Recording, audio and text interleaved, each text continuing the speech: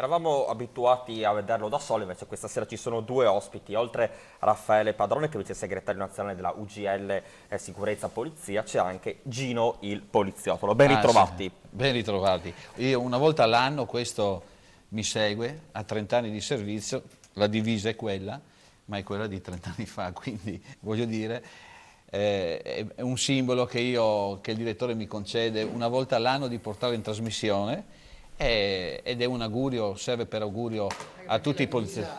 È rimasta quella, no? Ed è reparto celere questo. Ma la divisa, dico, come si chiama il nostro amico?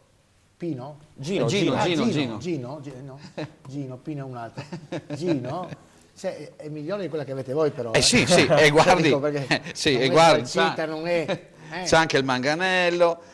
Purtroppo le carriere sono bloccate, quindi non ha gradi da 30 anni. Però insomma, Padrone, 80 euro insomma, al mese in più con la legge di stabilità 2016, un po' potete ecco, fare con festa, quelli magari con quelli possiamo andare dalla sarta a farcele fare, perché siccome non le consegnano, i magazzini sono vuoti, con quello può darsi che qualche collega possa utilizzarli. Ma secondo lei questi 80 euro sono un contentino o sì, sono veramente necessari? Un contentino, guarda, solo per quest'anno. Solo per quest'anno.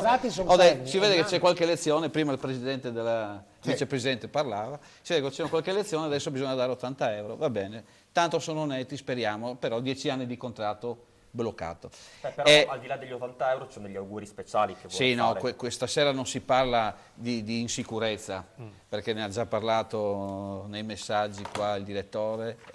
Io voglio salutare tutti quelli che mi conoscono chiaramente, tutti quelli che mi fermano per la strada, levate le pordenone, saluti il direttore e tutte queste cose. Voglio salutare in particolare gli amici di Facebook che ci seguono, addirittura voglio salutare anche quelli della banca che dicono ogni volta, la Barbara, la Kepler, la Sandra, saluti Gigi, tutte quelle. Insomma, è famosissimo Gigi e grazie a Gigi io sono qua ogni sera.